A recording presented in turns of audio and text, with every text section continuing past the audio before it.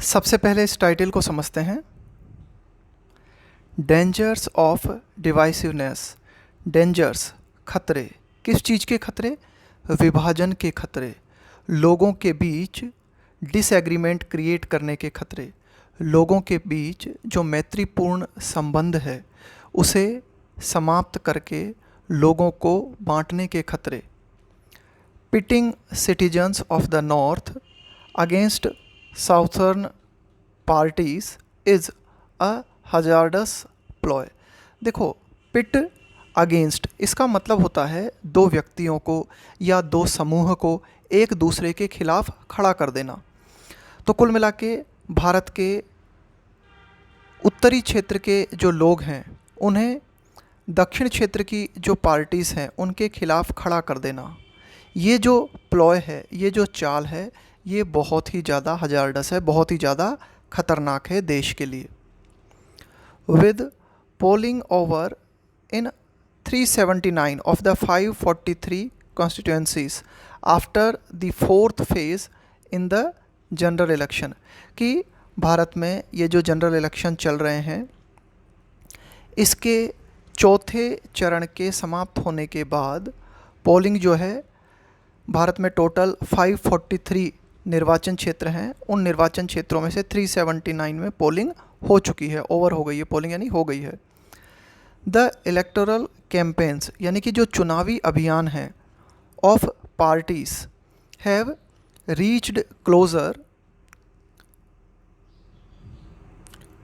To the end point. तो कुल मिला के जो चुनावी अभियान है विभिन्न पार्टीज़ का वो समाप्ति के निकट पहुंच गया है। Deep into the campaign calendar, दो का मतलब होता है यद्यपि, हालांकि। The disconnect between the concerns of the electorate का मतलब होता है मतदाता, एंड कैंपेन रिटोरिक। रिटोरिक का मतलब होता है नेताओं के द्वारा जो ऊंची ऊंची भाषणबाजी की जाती है उसको बोलते हैं rhetoric. Deep into the campaign calendar, दो द डिस्कनेक्ट, कि भाई ये जो कैंपेन चल रहा है इसके अगर गहरे उतर के हम देखें, यानी कि कैंपेन में जो कुछ हमें देखने को मिल रहा है वो क्या देखने को मिल रहा है? The disconnect between. देखो, डिस्कनेक्ट का प्रयोग जो है नाउन की तरह भी किया जाता है। इसका मतलब होता है एक ऐसी सिचुएशन जहां आपको दो या दो से अधिक चीज़ें किसी भी तरह से कनेक्टेड दिखाई नहीं पड़ती। The disconnect between the concerns. Concerns का मतलब हो गया सरोकार। सरोकार मतलब कि भाई जो मतदाता है उसके चिंता के विषय क्या क्या हैं, यानी कि मतदाता क्या चाहता है, उसके कंसर्न्स क्या हैं। एंड कैंपेन रिटोरिक, और जो अभियान चल रहा है, चुनावी अभियान चल रहा है, उसमें नेताओं के द्वारा क्या भाषणबाजी की जा रही है, इनमें बहुत ज़्यादा डिस्कनेक्ट देखने को मिलता है ना।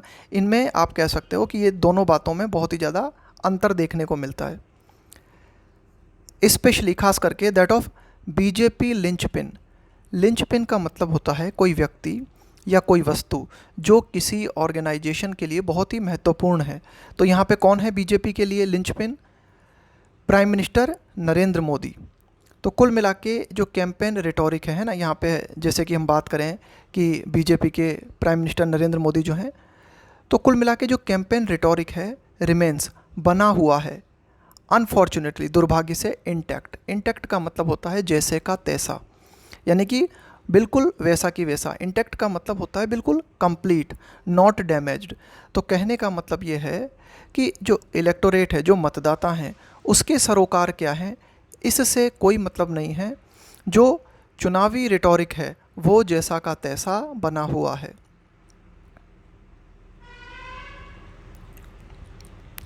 वाइल, जबकि जॉब क्रिएशन, ज़्यादा से ज़्यादा जॉब क्रिएट करना, इन्फ्लेशन, मुद्रास्फीति, महंगाई, एंड डेवलपमेंट, विकास, have been emphasized by voters as primary issues. Emphasize का मतलब है जोर देना, by voters as primary issues. कुल मिला के जॉब क्रिएट करना, महंगाई को कम करना और विकास करना, इन मुद्दों को मतदाता के द्वारा जोर देते हुए प्रमुख मुद्दे बताया गया है। वही मतदाता का कहना है कि ये जो है प्राइमरी इशू हैं, ये मुद्दे पहले सॉल्व किए जाने चाहिए।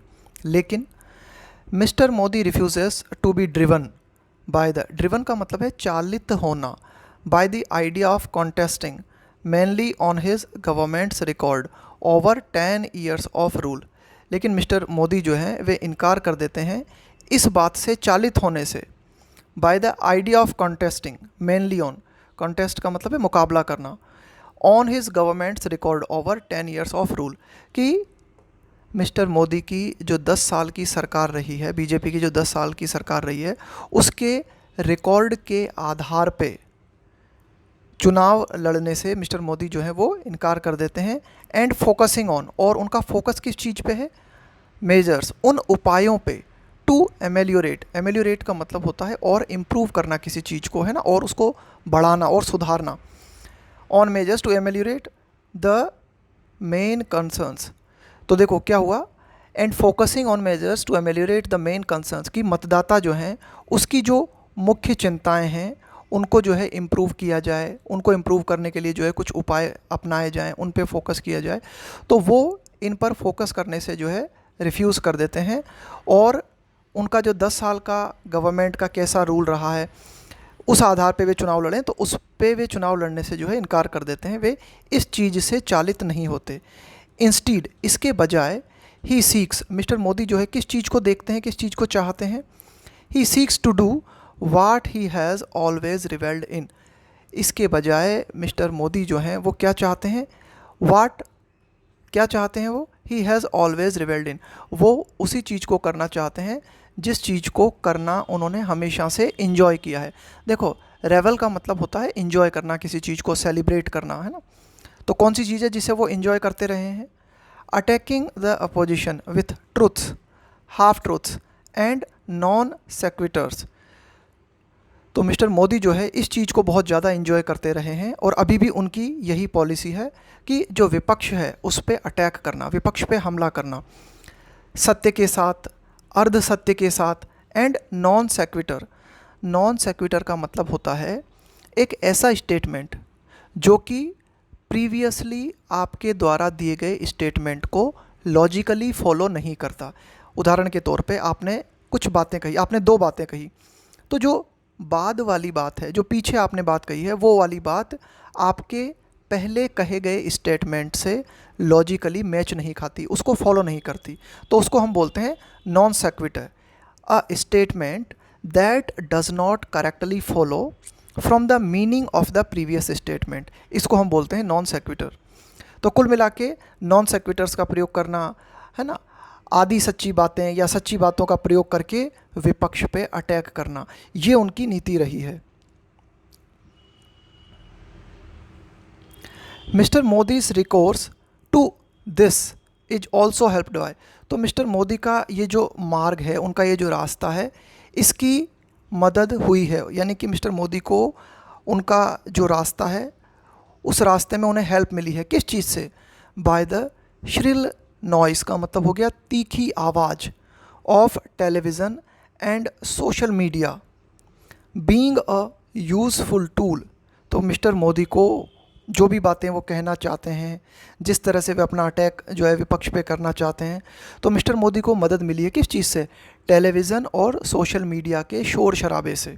अब देखो, टेलीविज़न और सोशल मीडिया जो है बीइंग अ यूज़फुल टूल, ये एक बहुत ही यूज़फुल टूल है, टू डिस्ट्रैक्ट फ्रॉम, डिस्ट्रैक्ट का मतलब है ध्यान हटा देना, फ्रॉम कंसर्न्स का मतलब हो गया सरोकार, चिंताएं, with the rhetoric that he has used. अब देखो, रिटोरिक का मतलब मैंने आपको बताया भाषणबाजी, नेताओं के द्वारा जो ऊंचे ऊंचे बोल बोले जाते हैं उनको हम बोलते हैं rhetoric, that he has used. तो कुल मिला के टेलीविज़न और सोशल मीडिया के माध्यम से मिस्टर मोदी के द्वारा जो भी रिटोरिक कहे जाते हैं उनको और ज़्यादा उछालने में मदद मिलती है, और वोटर्स के जो कंसर्न्स हैं उनको डिस्ट्रैक्ट करने में मदद मिलती है। तो किस तरह के उनके रिटोरिक हैं जिनको जो है और ज़्यादा फैलाने में मदद मिलती है टेलीविज़न और सोशल मीडिया के माध्यम से, B it hate speech against Muslims, वो चाहे हेट स्पीच हो मुस्लिम्स के खिलाफ, या फिर dog whistles to rev up support from Hindutva adherent.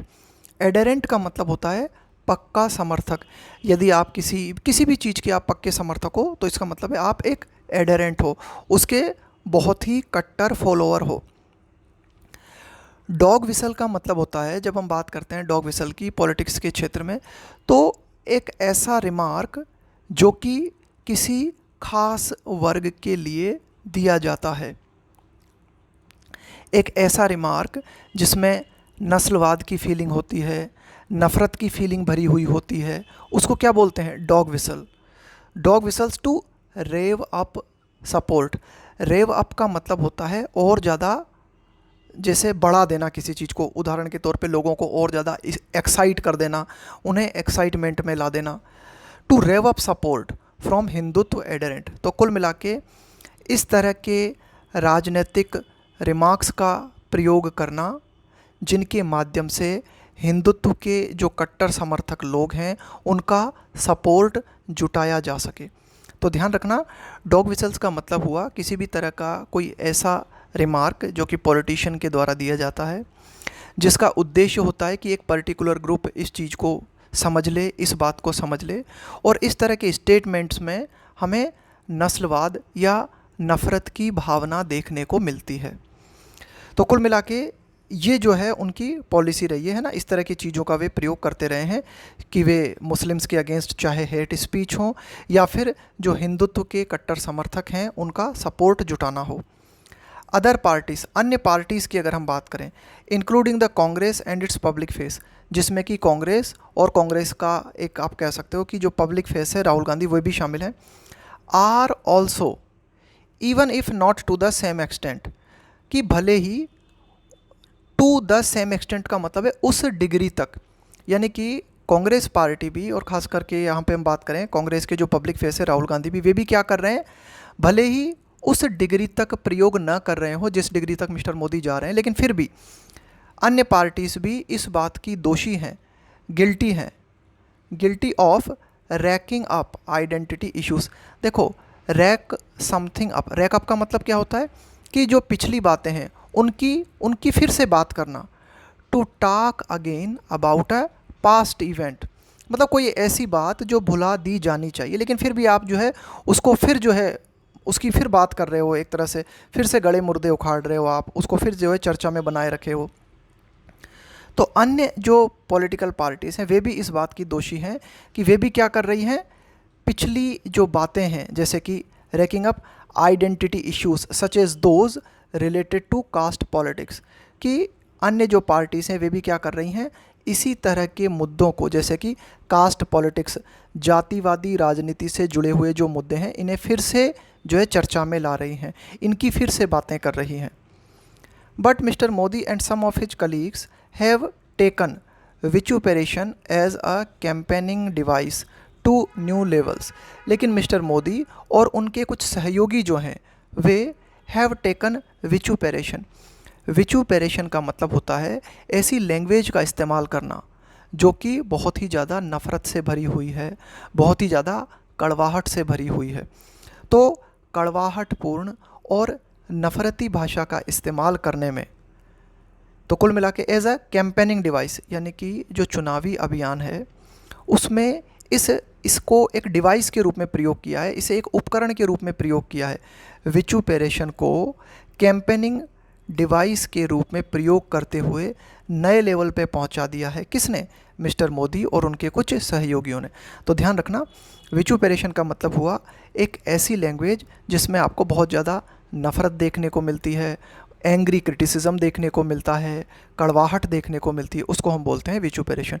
तो विचुपेरेशन को चुनावी अभियान में मिस्टर मोदी और उनके सहयोगियों ने एक नए ही लेवल पे पहुंचा दिया है। इन हिज रैली इन जौनपुर, कि मिस्टर मोदी की जो रैली थी जौनपुर में, उस रैली में ही accuse the opposition in Uttar Pradesh. Mister Modi ने उत्तर प्रदेश में जो विपक्ष है उस पर आरोप लगाया। कौन है उत्तर प्रदेश में विपक्ष? The spa and the Congress. तो सपा और कांग्रेस जो कि उत्तर प्रदेश में विपक्ष में है, इस विपक्ष पे मिस्टर मोदी ने आरोप लगाया ऑफ साइलेंस, चुप्पी का, वैन देयर साउथर्न अलाइज, यानी कि सपा और कांग्रेस के जो दक्षिणी सहयोगी हैं, उनके जो दक्षिणी सहयोगी हैं, जब उन्होंने absurd and abusive language for the people of UP and Sanatan Dharma, तो मिस्टर मोदी ने ये कहा कि यूपी के लोगों के लिए और सनातन धर्म के लिए जब साउथर्न अलायंस ने, यानी कि कांग्रेस और सपा के जो दक्षिणी सहयोगी पार्टीज़ हैं, इन पार्टीज़ के कुछ लोगों ने जब बहुत ही बेतुके और अब्यूसिव लैंग्वेज का, अब्यूसिव का मतलब होता है एक तरह से गाली गलौच वाली भाषा, तो इस तरह की भाषा का प्रयोग जब साउथर्न पार्टीज़ ने किया तो सपा और कांग्रेस चुप्पी साधे हुई थी। इस तरह का आरोप मिस्टर मोदी ने यूपी के विपक्ष पे लगाया। Some of the northern parties in the India bloc have publicly disagreed with DMK leader Udhayanidhi Stalin's comments on Sanatan Dharma, कि कुछ जो उत्तरी भारत से संबंधित जो पार्टीज़ हैं इंडिया ब्लॉक में, जो कुछ नॉर्थर्न पार्टीज़ हैं, उन्होंने सार्वजनिक रूप से अपनी असहमति दिखाई है। किस चीज़ के प्रति? कि डीएमके लीडर उदयनिधि स्टालिन के द्वारा जो कमेंट किया गया सनातन धर्म के संबंध में, इस कमेंट के प्रति कुछ नॉर्थर्न पार्टीज़ ने जो इंडिया ब्लॉक में आती हैं, उन्होंने अपनी असहमति दिखाई है सार्वजनिक रूप से। वाइल, जबकि एम्फेसाइजिंग, जोर देते हुए, देयर स्टांसेस, स्टांस का मतलब है भाई आपका दृष्टिकोण क्या है, आपका नज़रिया क्या है, on social justice and taking on the issues of caste hierarchy, जबकि ये जो पार्टीज़ हैं इन्होंने ठीक है कि स्टालिन के कमेंट के प्रति अपनी नाराज़गी व्यक्त की है, असहमति व्यक्त की है, और इस बात पे जोर दिया है कि भाई हमारा जो एम है, हमारा जो दृष्टिकोण है वो किस बात पे है, मेन फोकस हम किस बात पे हैं, सोशल जस्टिस पे, सामाजिक न्याय पे, है ना, सामाजिक न्याय को लेकर जो है हम बहुत ज़्यादा फोकस्ड हैं।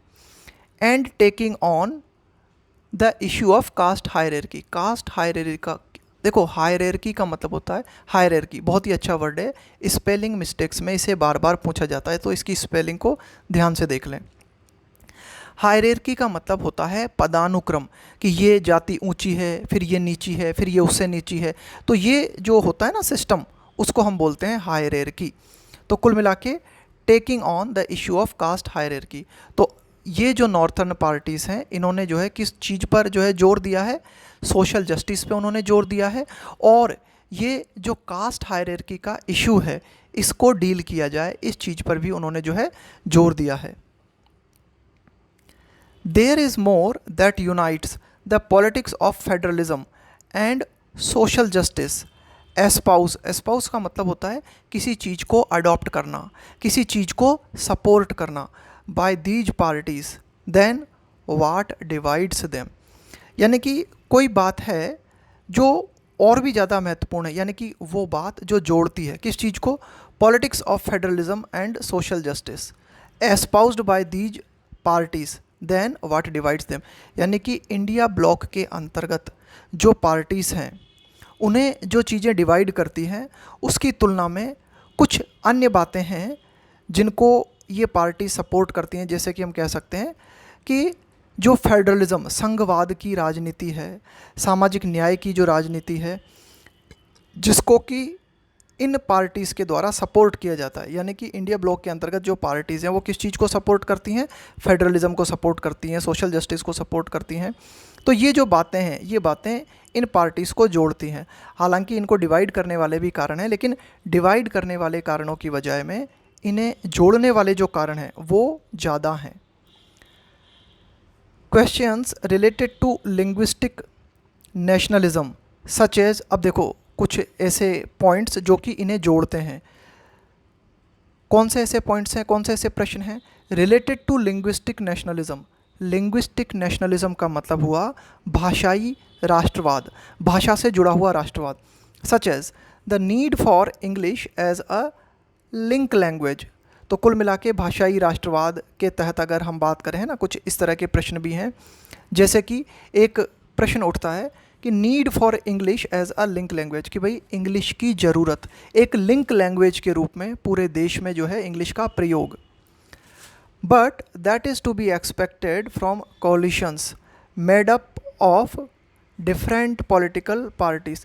लेकिन ये बात जो है आप एक्सपेक्ट कर ही सकते हो इस तरह के गठबंधनों से जो कि डिफरेंट पॉलिटिकल पार्टीज से मिलकर बना है। Mister Modi should focus on the differences in emphasis on how to tackle socio economic issues between the BJP and the India bloc. देखो, बीजेपी और इंडिया ब्लॉक, मिस्टर मोदी जो हैं उन्हें फोकस करना चाहिए किस चीज़ पर? उन अंतरों पे फोकस करना चाहिए, उन डिफरेंसेस पे। डिफरेंसेस इन एम्फेसिस, देखो जोर, एम्फेसिस का मतलब है किसी चीज़ पे जोर देना। तो जो सोशो इकोनॉमिक इश्यूज़ हैं, जो सामाजिक आर्थिक मुद्दे हैं, उन पे जोर दिया जा रहा है बीजेपी के द्वारा भी और इंडिया ब्लॉक के द्वारा भी। टैकल का मतलब होता है हैंडल करना, लेकिन बीजेपी और इंडिया ब्लॉक दोनों जिस तरह से सोशो इकोनॉमिक इश्यूज़ पे जोर दे रहे हैं, तो उनके बीच में डिफरेंस क्या है? उन डिफरेंसेस पे, उन अंतरों पे मिस्टर मोदी को फोकस करना चाहिए। लेकिन इसकी बजाय वे कर क्या रहे हैं? His use of half truths as a weapon to rile the Hindi heartland, कि मिस्टर मोदी का प्रयोग, अर्ध सत्य बातें जो हैं उनका प्रयोग करना हथियार के रूप में।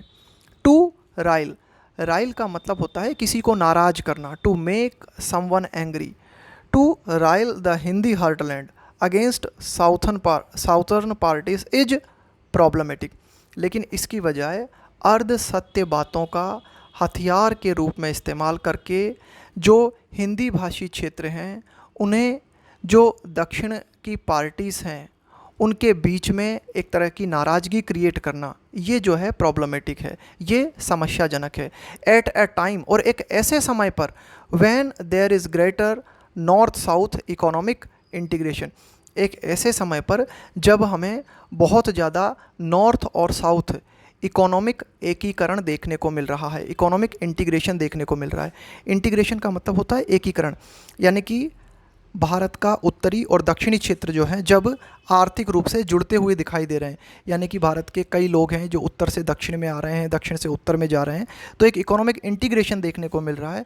और ऐसे समय पे कुछ अर्ध सत्य बातों का आप हथियार की तरह इस्तेमाल करके लोगों के बीच, यानी कि हिंदी हार्टलैंड और दक्षिणी पार्टीज़ के बीच में जो है कड़वाहट क्रिएट करते हो, तो ये एक प्रॉब्लमेटिक है। तो देखो किस तरह से इकोनॉमिक इंटीग्रेशन हमें देखने को मिल रहा है विथ वर्किंग क्लास सिटीजन्स, कि जो काम करने वाले नागरिक हैं फ्रॉम द नॉर्थ, है ना, भारत के उत्तरी क्षेत्र से माइग्रेटिंग, वे प्रवास कर रहे हैं, टू द साउथ, वे भारत के दक्षिण क्षेत्र में जा रहे हैं फॉर एम्प्लॉयमेंट, रोजगार की तलाश में, और उन्हें वहाँ रोजगार मिल भी रहा है। रिसेंटली, अभी हाल ही में, द बीजेपी इंडक्टेड, इंडक्ट का मतलब होता है प्रवेश देना, इंडक्टेड मनीष कश्यप, कि अभी हाल ही में बीजेपी ने मनीष कश्यप को बीजेपी पार्टी में शामिल किया। कौन है Manish Kashyap? A YouTube content creator, एक यूट्यूबर हैं, हु हैड बीन जेल्ड इन तमिलनाडु, जो कि तमिलनाडु में जेल में रहे थे। किस बात के लिए? फॉर स्प्रेडिंग फॉल्स न्यूज़, गलत जानकारी फैलाने के लिए, है ना, गलत खबर फैलाने के लिए, about Bihari migrants being attacked in the state. तो ये जो मनीष कश्यप हैं, इनको जेल हुई थी तमिलनाडु में। किस कारण से इनको जेल हुई थी? गलत खबर फैलाने के लिए। क्या गलत खबर इन्होंने फैलाई थी? कि जो बिहारी प्रवासी लोग हैं उनको दक्षिण में अटैक किया जा रहा है, यानी कि दक्षिण भारत में जो बिहारी माइग्रेंट्स हैं उन पर अटैक किया जा रहा है। इस तरह की गलत न्यूज़ फैलाने के कारण मनीष कश्यप को तमिलनाडु में जेल हुई थी, और इस व्यक्ति को बीजेपी ने अभी हाल ही में बीजेपी पार्टी में शामिल किया है। सच एक्शंस, इस तरह के जो एक्शंस हैं बीजेपी के, कुड फोमेंट का मतलब है भड़काना, डिवाइसिव पॉलिटिक्स। तो इस तरह के जो एक्शंस हैं ये विभाजनकारी राजनीति को और ज़्यादा भड़का सकते हैं। दैट डजेंट हेल्प, लेकिन अगर ऐसा होता है कि ये जो विभाजनकारी राजनीति है इसको अगर और बढ़ावा मिलता है तो इससे किसी तरह की हेल्प नहीं होती। That doesn't help the Indian nation as a whole, कि भारत की एक समूचे राष्ट्र के रूप में अगर हम बात करें तो भारत की इस चीज़ से हेल्प नहीं होती। यदि कहने का मतलब है कि अगर डिवाइसिव पॉलिटिक्स जो है, इस तरह की पॉलिटिक्स जो है भड़कती हैं, इस तरह की पॉलिटिक्स को अगर बढ़ावा मिलता है तो इससे समूचे भारत की किसी भी रूप में हेल्प नहीं होती। यानी कि ये जो डिवाइसिव पॉलिटिक्स है ये भारत के विकास के लिए हेल्पफुल नहीं है। तो ये था हमारा आज का एडिटोरियल।